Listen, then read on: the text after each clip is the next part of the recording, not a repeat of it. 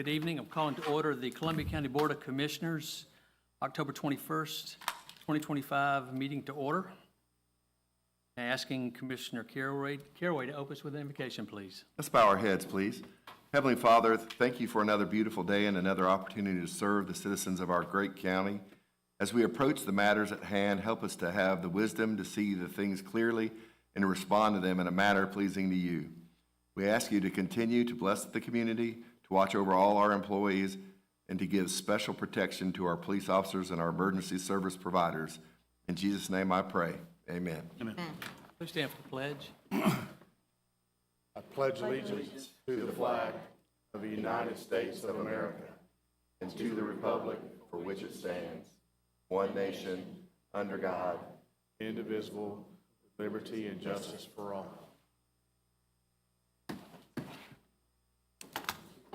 The records show we have a full quorum of commissioners. Commissioners, you have the minutes from the October 7th, 2025 meeting in your packet. You've had a chance to review them. I'll accept a motion to approve them. Mr. Chairman, I make a motion to accept the minutes as presented. Second. Any questions? All in favor, raise your right hand. That motion carries. On to the agenda. I believe the agenda is set. No changes. Ready for your approval, Mr. Chairman. It is approved. On to special recognitions. We have a recognizing November 2nd, 2025 as Retired Educators Day, and I believe Commissioner Caraway, you're going to make that presentation. Is Shelley Evans here?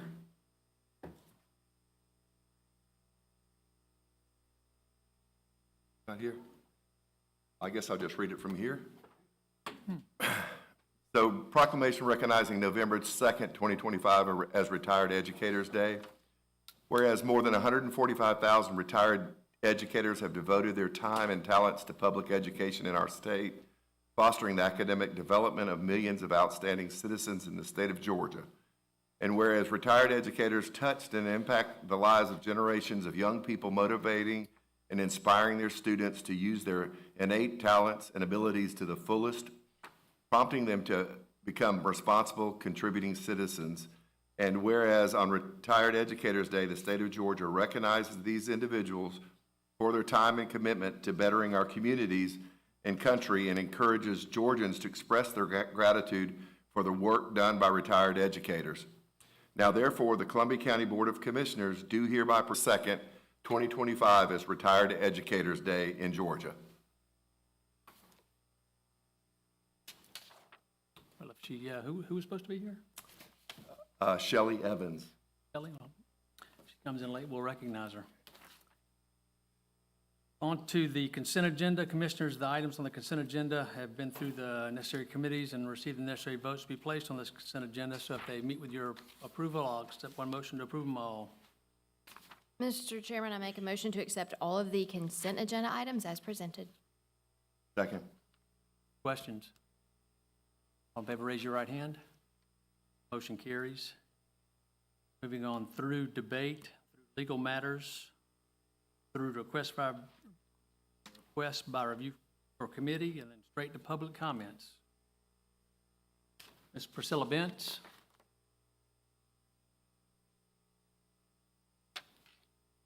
State your name and address for the record. Take 5 minutes.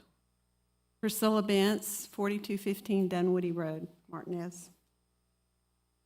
First, let me ask you what you think the definition of pornography is. Well, one definition is it's anything written or in pictures that leads to lust. The modern authors and publishers are experts at writing pornography in a very hidden fashion. They use words that alone are not provocative, but placed in the right setting with the right people and time, they evoke feelings of lust.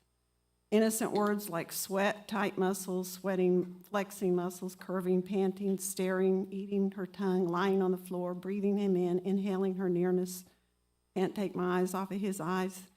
I learned about these innocent words put in just the right place by reading about 30 of these books in the last 4 years. That's all. I don't need to read many more of them. You may not want to read any of them. They are very descriptive of feelings and what one sees prior to the sex act. It's called sexualization, or in the case of books that we feed our children, it's called early sexualization. You remember Dr. James Dobson. He helped many of us raise our kids by wise counsel in his books and his radio program, Focus on the Family. He was on Ronald Reagan's Pornography Task Commission, and he said those 6 years were the hardest years of his life. So the definition of pornography does include many of these books that we don't want to include for fear that we will be discriminating against the LGBTQ community. Beyond the pornography problem is the simple fact of human growth and development. Children need to have close relationships and friendships with the same sex while they're growing up. It's especially necessary in prepubescence and early puberty for children and young teens to have same-sex friendships so they can later form heterosexual relationships. These books teach children to skip that step of development completely, to go right from being an innocent child with no sexual thoughts to being enticed and emboldened to have sexual relations with friends they feel attracted to, instead of realizing they need to feel attracted to the same sex for camaraderie and platonic friendship. That whole step is just skipped. The child learns that raw sex is the end game at whatever age they are, and the sooner the better. The heroes and the heroines are all infatuated with someone, and they will get that someone by the end of the exciting book, while the child from age 8 to 14 is being indoctrinated into that lifestyle. What's the harm of a library book? It's everywhere anyway, right?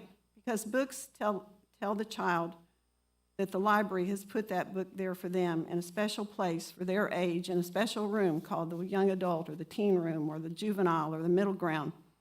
It's staffed in a beautiful library with a lot of staff that are nice people helping them find the books. Everything looks so nice and professional. Why shouldn't they trust the books there? This is the problem. The problem has gotten worse. I came 2 weeks ago to give you good news that I thought was true. It is true that many books have been moved, about 40 or 50.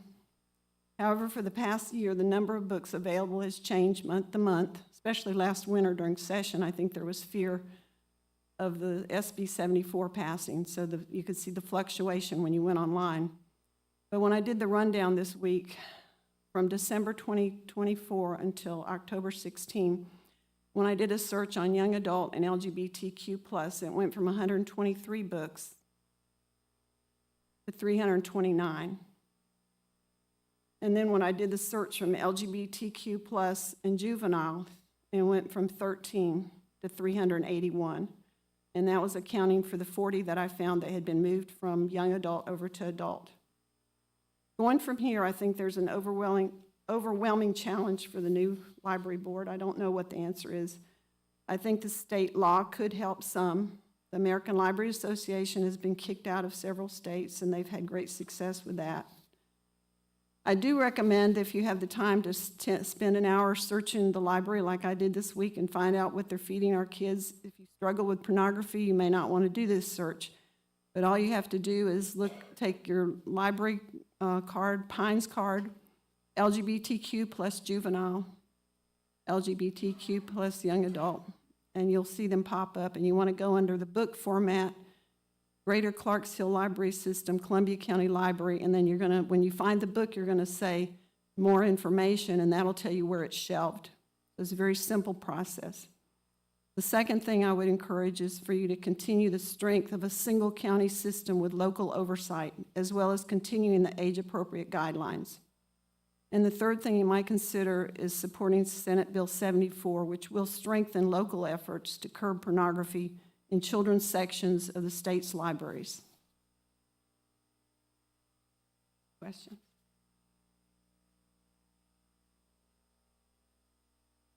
Karen Parham?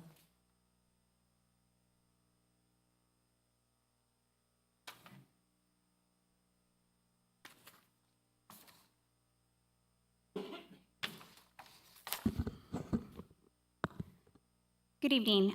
Karen Parham, 3421 Hilltop Trail. I want to start by expressing my disappointment in the library board appointments because they raise serious concerns about the independence of our public library system.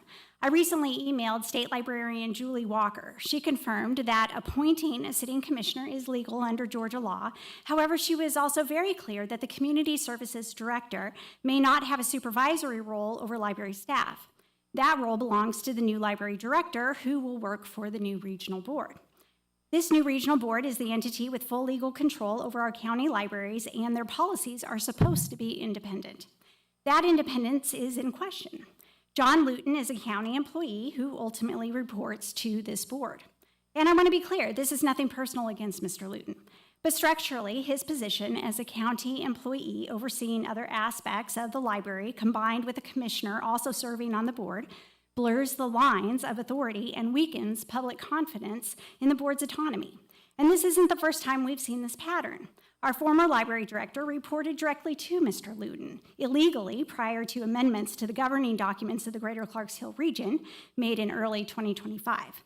Appointments to the previous board also included individuals whose political agendas mirrored those that were challenging books. When library board seats are filled by people advancing ideology rather than serving the full community, the library stops being a space for everyone and becomes an instrument of control. After the new library guidelines were passed in September 2024, the former library director was advised by county leadership to use an ideological website to screen materials. That process led to dozens of books being moved out of the YA room, disproportionately affecting titles with positive LGBTQ representation. When the director left, the new county library manager moved challenged books, and once again, primarily affecting LGBTQ titles, and choosing which educational materials covering puberty and anatomy are restricted. For the record, the library was never completely reshelved, despite statements made on December 10th and claims made afterwards to the community. The county claimed this was about so-called age appropriateness, but that's not what actually happened. The former director stated in a meeting that she was to move anything more than a kiss or a few curse words from the YA to the adult section, despite no outcry from parents of teenagers. And this brings me to the heart of the issue, knowing where each entity's responsibility begins and ends. Everyone needs to stay in their lane. It is not the government's job to decide what other people's children read. It is not the library's role to parent people's children or to only select materials based on religious and political beliefs. The public library has always operated under content-neutral standards, providing the widest possible range of viewpoints. That's what allows it to serve every resident, regardless of religion, background, or politics. Parents have always had both the right and the responsibility to monitor what their own children read. For generations, that balance worked. Parents parented, librarians curated, and the government stayed out of it. What we're seeing now is government overreach, the replacement of professional judgment and parental responsibility with political interference. Under Georgia law, library boards, not county commissions, hold legal control over library policies. The actions this commission took blurred that line, undermining both independence and professional standards. The reconsideration process should also be reformed. Before the December pause, it relied on trained librarians to push back against censorship.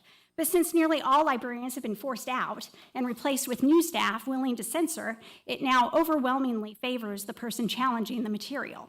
The new policy should include robust community participation. When a book is challenged, the public should be notified and allowed to provide input before a decision is made. And anyone, not just the challenger, should have the right to appeal to the library board. I want to remind you of something said in this room at the last commission meeting. An individual said that libraries are a privilege, not a right. Then she said if you don't censor materials according to her beliefs, every library in the county should be closed. Talk about saying the quiet part out loud. Because this was never about protecting children.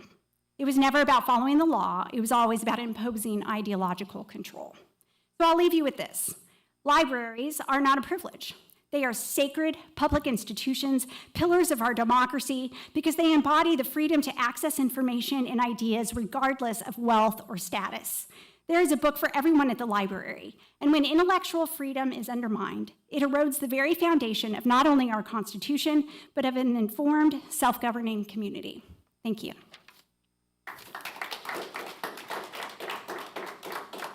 Marcus Todd.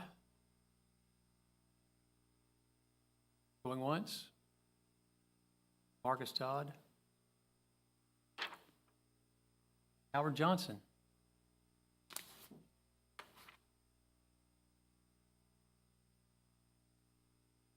Good evening, Howard Johnson, 252 Silver Maple Road. For those in the room not aware, I am running for that empty seat, sitting in between Mr. Duncan and Ms. Maliar. So residents of District 2, keep that in mind November 4th.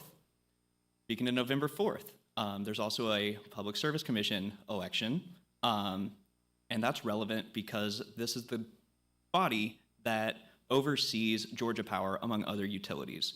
You see, right now, there's a proposed data center to be built in our county, but the ball's in Georgia Power's court. They're doing their research to find out if they can support the project before moving forward. However, the land has already been rezoned by this board.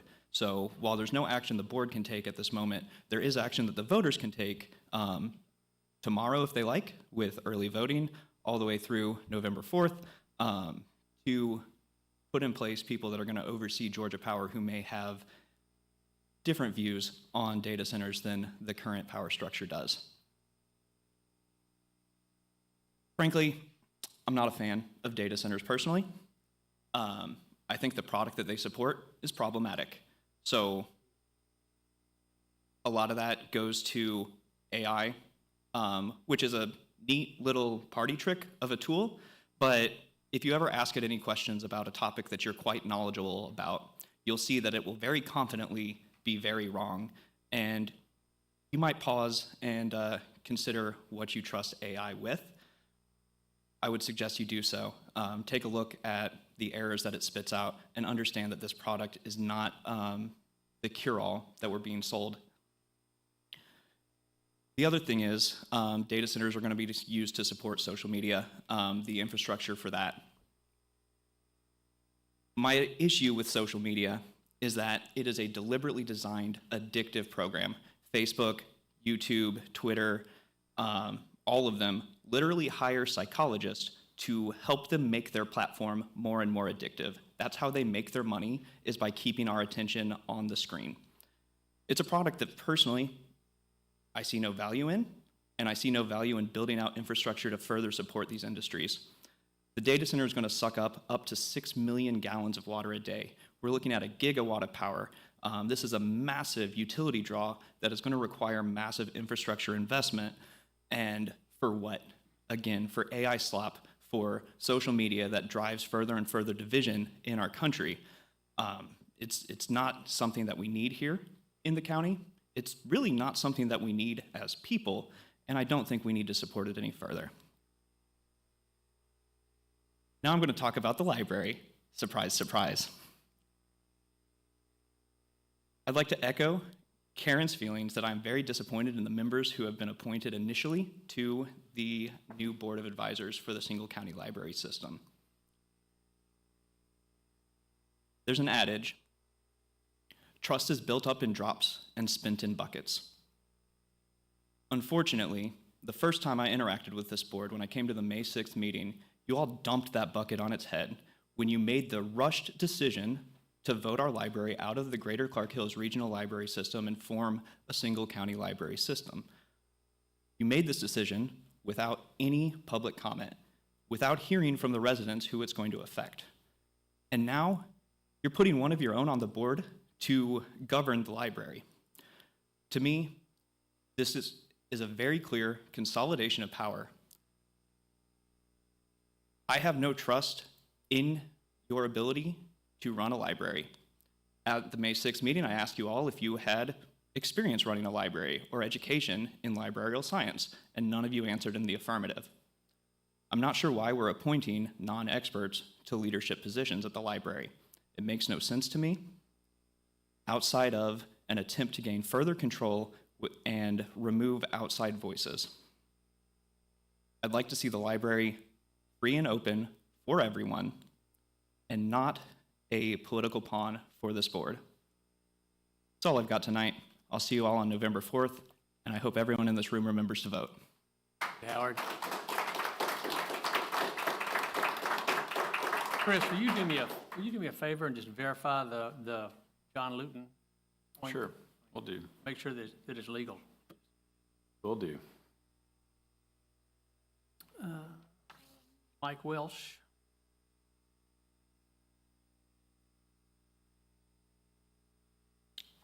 Mike Welsh, 1380 Waterston Drive, Evans. Last time I spoke, I came and talked about the fact that despite what you're hearing, there are quite a few folks in this community that back what you did with the library. And you don't need to be an expert. We see what the experts have done to our country over the last few years. So I do want to say, though, that what we're doing here and what y'all have doing is spreading. I was informed that Effingham County has followed our lead and has exited their multi-county situation and now has an independent board, library board, and they are quite happy. And I have been told that several other counties are in the process of beginning that step as well. So I want to commend you and thank you for being the leaders on an issue that is very much a part of many, many values that this community has, not only here, but across this state. Thank you.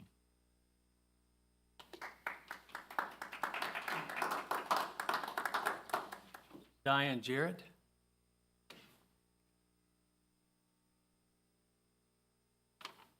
Well, ma'am, please state your name and address for the record. Take 5 minutes. Lower that just a little bit, or stand on my toes, which might solve the problem. Good evening. My name's Diane Jarrett. I've lived in Columbia County since 1983. My address is 3040 Otter Court. The data center project, I think, is a commission pipe dream. Aiken got one the right way and even has a solar farm to back up some of the electric expenses. Here, I think the cart's in front of the horse.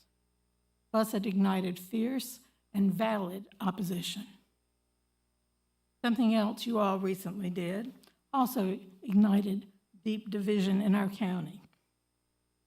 You chose to adopt the point of view of the most prejudiced without asking public questions, and you doubled it down tonight with your personal selections of the new library board and set up all kinds of conflicts of interest.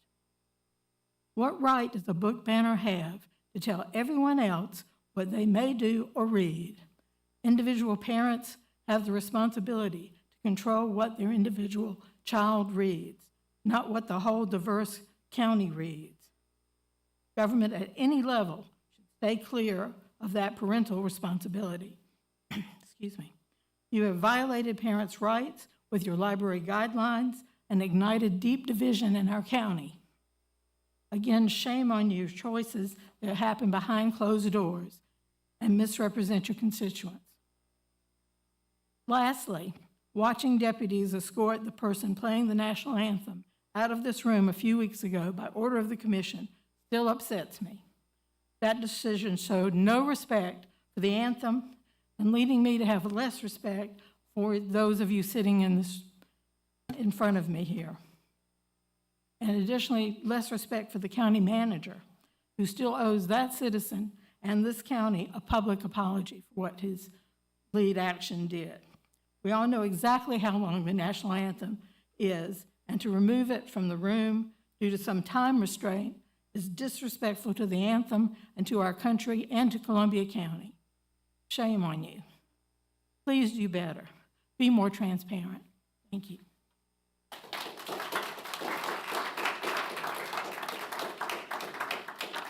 Susan Warren.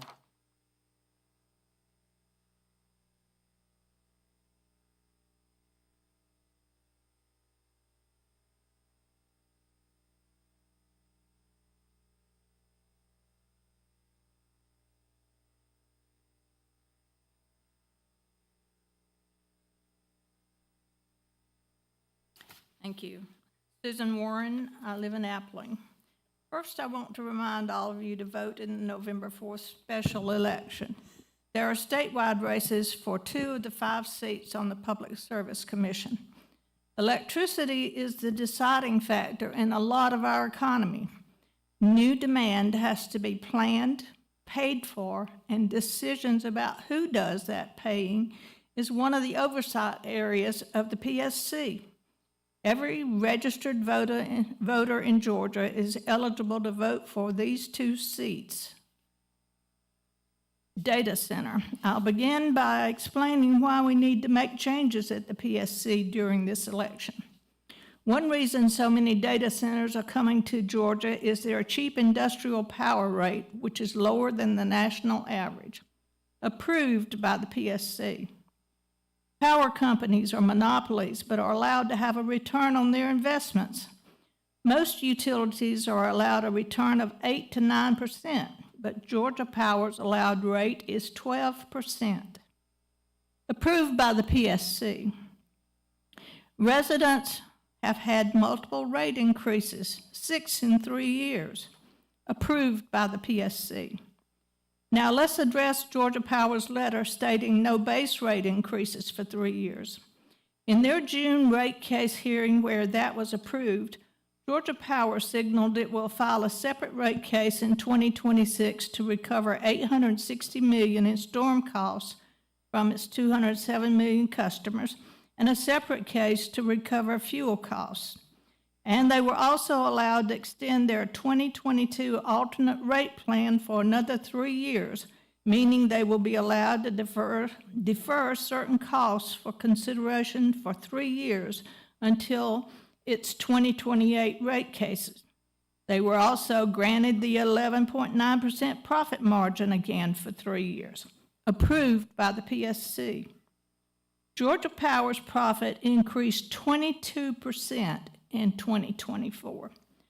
All 5 of these seats are currently held by Republicans, one of whom is running for re-election. These commissioners have received campaign donations from Georgia Power executives, managers, and attorneys. Talk about conflict of interest. Approved by the PSC. Georgia Power's, on October 17th, Fox 5 Atlanta did an interview with Georgia Power, who stated they plan to ask state regulators to add 10 gigawatts of power generation to prepare for more data centers in Georgia. And data centers would account for roughly 80% of the proposed increase in demand, they said. Another voice in the interview, the attorney for the Southern Environmental Law Center, warned we are planning power for companies that may or may not come, and that creates real risk for customers currently paying the bills. The only way power companies make money is by building infrastructure. But if they build all this infrastructure and the companies don't come, or even yet can't come because of a data center boom could burst, we, the residents, and other businesses are on the hook for these costs. Even the OpenAI CEO and chairman have said that we are probably in an AI bubble. And even if the PSC allows that ramp up when it votes in December, it will be a very slow process. A typical solar, wind, or battery project takes about 5 years. The current backlog to buy a gas turbine stretches into the early 2030s. Transmission projects take about a decade. Surging demands have burdened aging transformers, but new ones aren't available. Global supply chain disruptions continue to slow access to the transformers critical to stabilizing power system voltages and efficiency. In February this year, the National Association of Electrical Manufacturers said delivery of a new transformer ordered today could take up to 3 years, when 5 years ago it was 4 to 6 weeks. And according to the National Renewable Energy Laboratory, 55% of residential transformers are near the end of their lives, with many now more than 40 years old. According to the datacentermap.com site, there are already 4,087 data centers operating in the U.S., 24 of which are classified as hyperscale, and 161 mostly small-scale data centers currently operating in Georgia. The one planned for Columbia County is classified as hyperscale, and it appears that there are already plans to build at least 3 more of these in Georgia. That 10 gigawatts that Georgia Power asked for this year won't even begin to power that. We're going to be stuck with coal and gas-generated power and air pollution here in Georgia for a long time. Even if these plants go with gas-generated power, there is air pollution in that option. Other things to remember about the upcoming election, there are seats in both Grovetown and Harlem that are open that will be decided in this November 4th election. So everyone needs to vote. Thank you.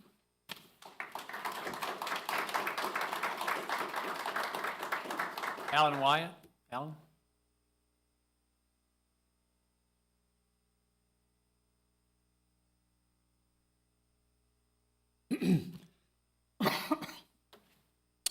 Alan White, 2189 Morris Callaway Road in Appling.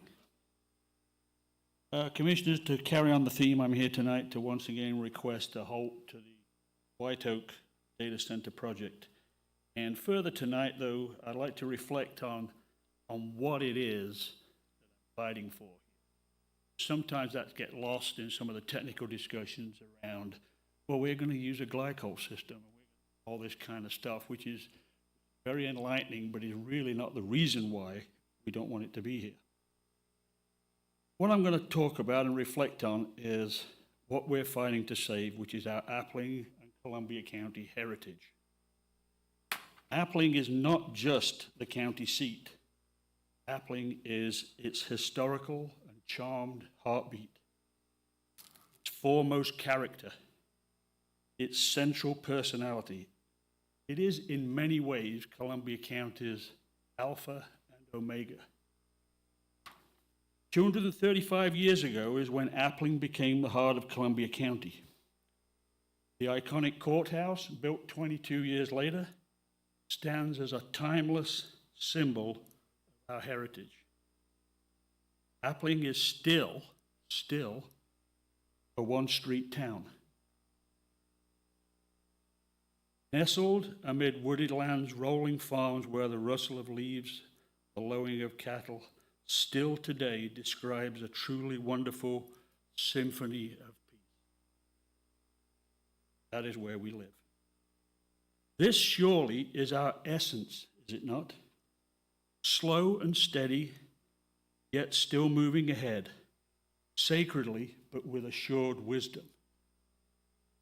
Yes, we have the cows lowing, but we also have some fiber optic cables being buried. So we're not stupid and we're not retired from the progress that we see around us, but we do it in a structured, wise way.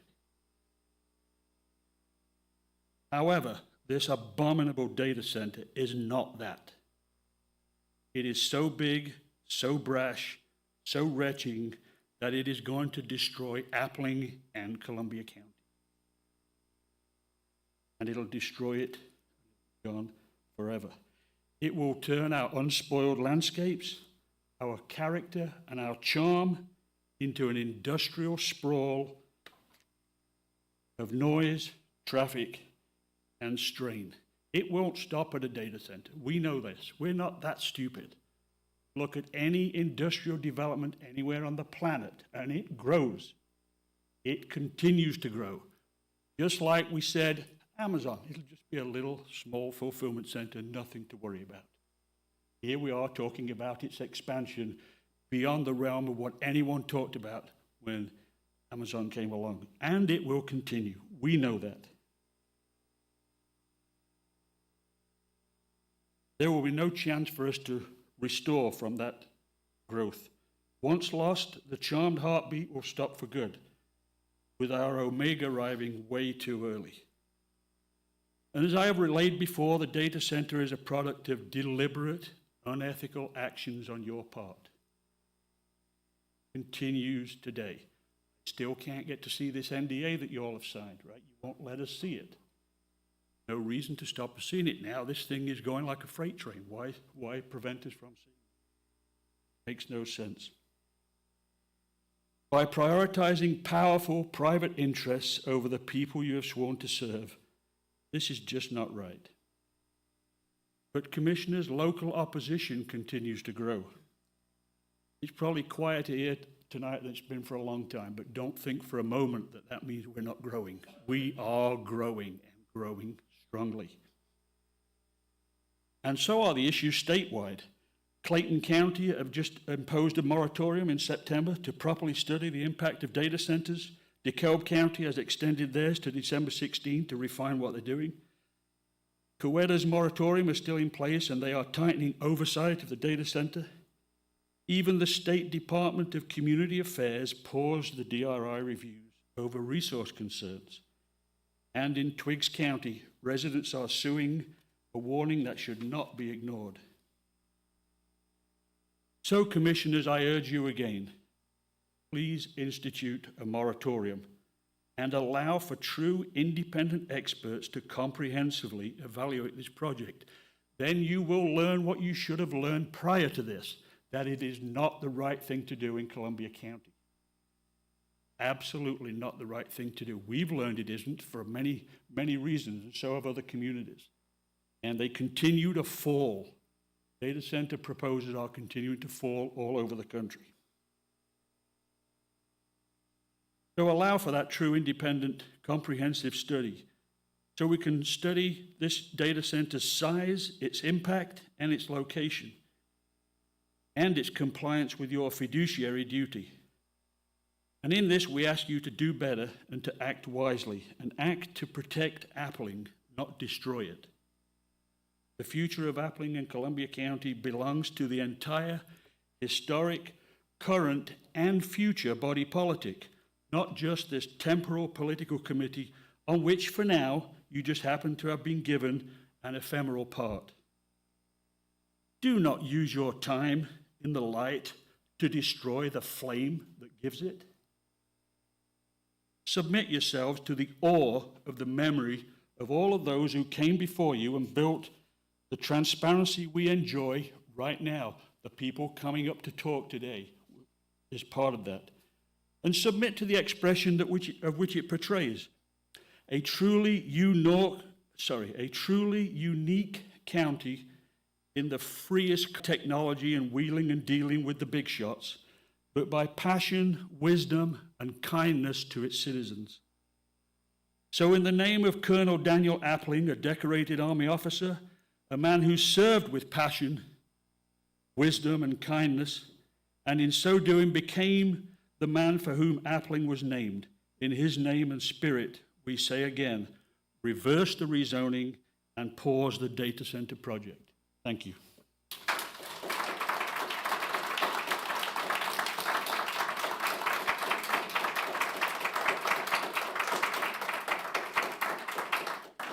I have a statement I'm going to read from the Columbia County Board of Commissioners on this subject.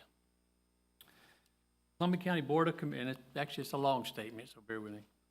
The Columbia County Board of Commissioners is aware of the concerns raised by residents regarding the proposed White Oak Technology Park Data Center project.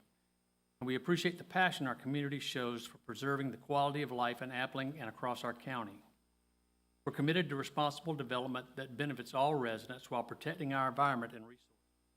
However, we must address the spread of inaccuracies, unfounded accusations of criminal misconduct, and outright falsehoods propagated by the group Citizens for Open Government and others. These claims represent the facts, undermine constructive dialogue, and distract from the potential positive impacts of a project like this. First, allegations of secret backroom deals and violations of the Open Meetings Act are inflammatory without merit. All discussions and decisions have complied with Georgia law. Non-disclosure agreements, or NDAs, are standard practice in economic development negotiations nationwide, as they protect sensitive business information and prevent premature disruptions that could jeopardize deals beneficial to the county. These NDAs do not prevent us from sharing key details like environmental safeguards or infrastructure plans with the public once appropriate. Claims that meetings were structured to evade transparency, ignore the legal allowances for executive sessions, and non-quorum gatherings, which are common and necessary to advance projects without exposing competitive details.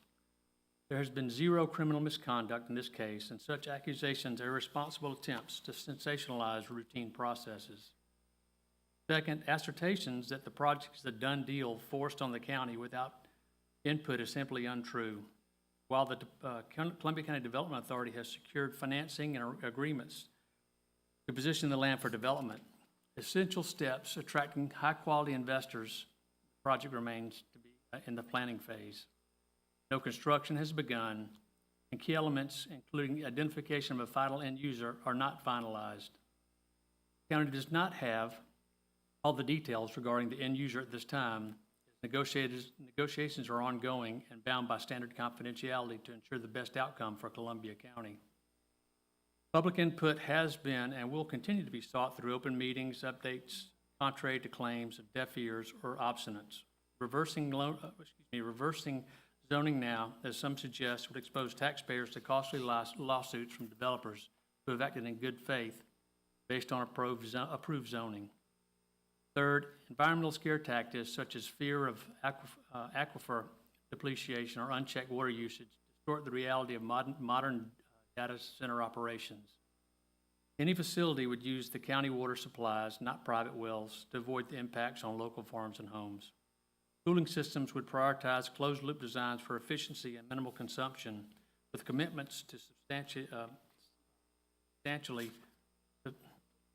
sustain that they align with our Vision 2035 plan for protecting rural and character and promoting high-quality growth. Wildlife disruptions and noise concerns are being addressed through required buffers and site planning, and the project would not compromise water table or electric grid as confirmed by ongoing assessments. Far from being a behemoth burden, the data centers have been developed in a similar thoughtful manner, provided to be valuable assets in communities across Georgia and the nation. They bring substantial economic benefits, including millions in tax revenue that can fund homestead exemptions, potentially reduce or eliminate property taxes for residents, directly funding commitments to ease financial loads on families. Facilities create high-paying jobs in technology, construction, and support services, boost local businesses, and contribute to infrastructure improvements without raising utility bills for everyday citizens, as costs are covered by the operators. Nationwide, data centers support billions in economic output and nearly 5 million jobs, with leaders in renewable energy integration to minimize environmental footprints. We invite residents to engage directly with facts through our public resources like our webpage and upcoming meetings, rather than relying on misinformation campaigns. The board remains dedicated to transparency within legal bounds and decisions that strengthen Columbia County for our generations to come. We'd like to assure citizens that accurate updates will be provided as they become available as we strive to operate as one of the best-run counties in the nation. And sincerely, the Board of Commissioners.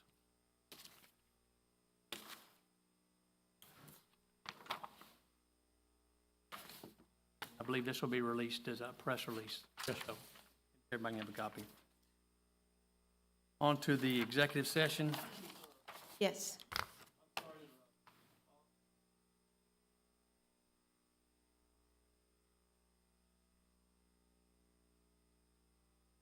Well, speaking of the library, well, we've already moved on, so, executive session, there are 3 items. Commissioner Couch, I believe. Yes, sir. Item M1A, I make a motion to approve $75,000 to Daniel Davis, parcel 072A004, to obtain right-of-way and/or easements for the Hereford Farm Road widening project. Second. This was a negotiated property acquisition for this parcel for the Hereford Farm Road widening project. That brings us to about 231 of 255 parcels. Questions? Motion second on the floor. All in favor, raise your right hand. Motion carries. Item M1B, I make a motion to approve resolution number 25-34, parcel 072B046, resolution number 25-35, parcel 067012, declaration of taking an order of condemnation for the Hereford Farm Road widening project. Second. Yes, we have 2 condemnations. One is because this is for 072B046. We could not come to a consensus on the amount or the value of the land. The other one, this is 067012. We did come to consensus, had an agreement to close, but we've spent over a year trying to get a release from their bank, and the property owner has asked us to file a condemnation so they can move forward with getting their funds. Questions? Motion is second on the floor. All in favor, raise your right hand. Motion carries.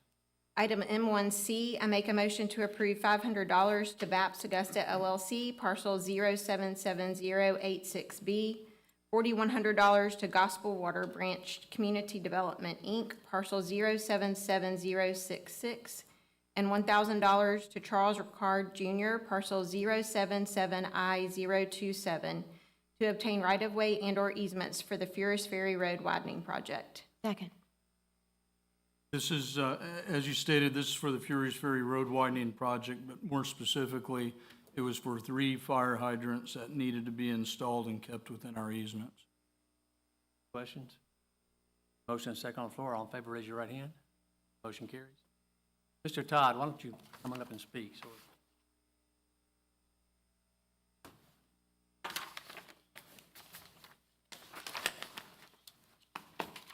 if you will, sir, if you just state your name and address for the record and take 5 minutes, sir.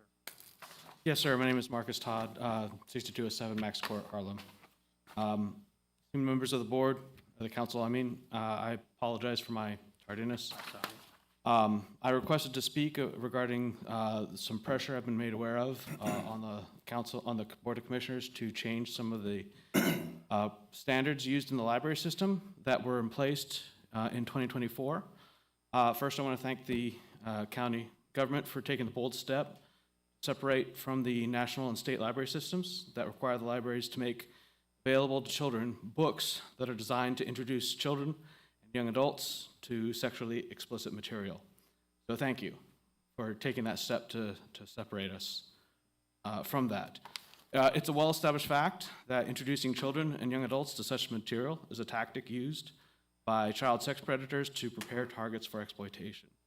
As such, it is essential for a community to protect children, and that's why we have certain laws. Title 16, Chapter 12, Article 3 deals with a lot of these issues as it pertains to children.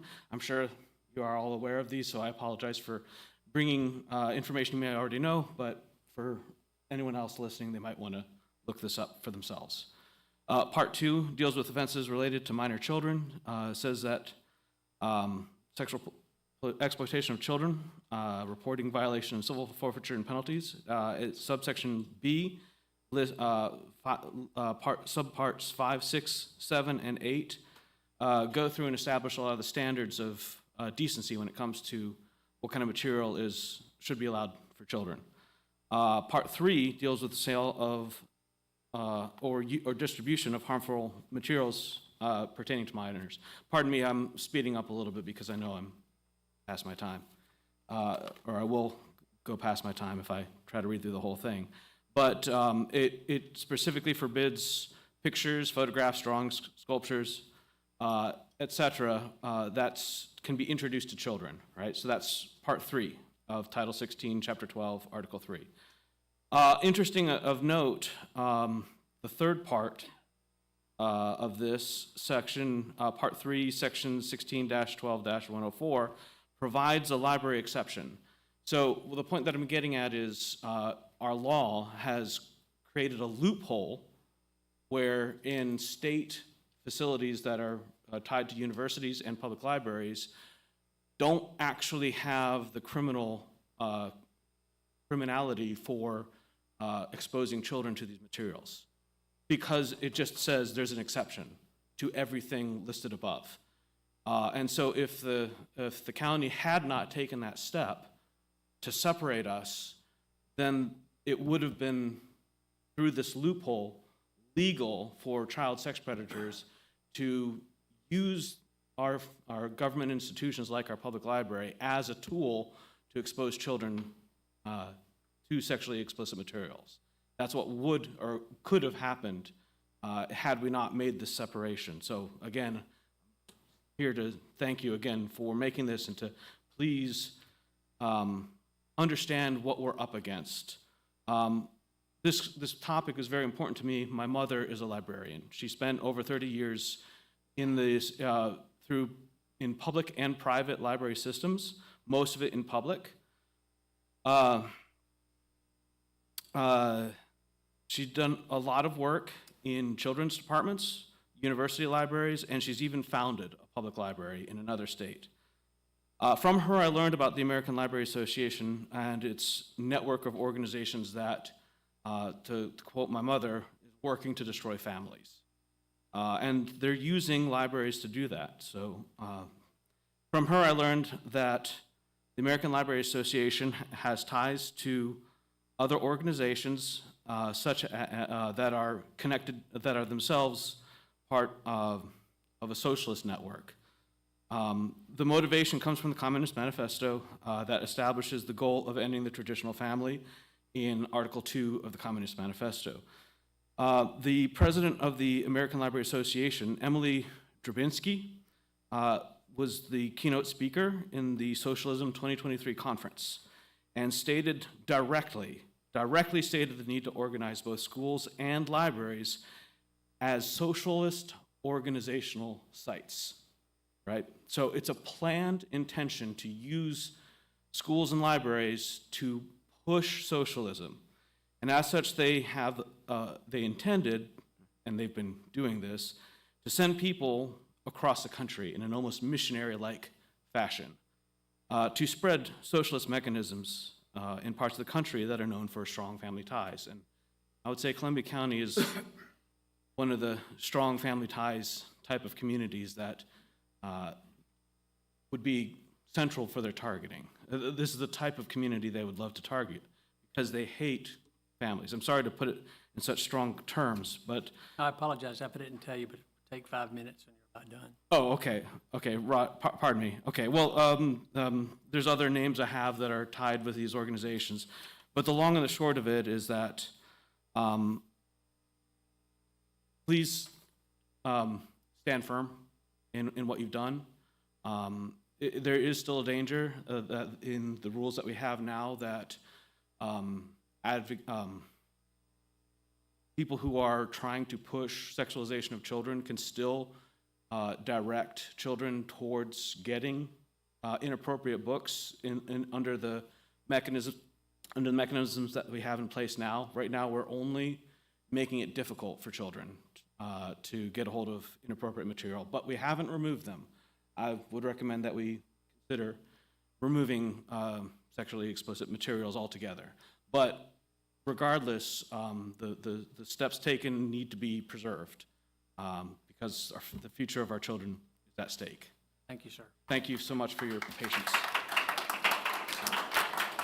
Motion to adjourn.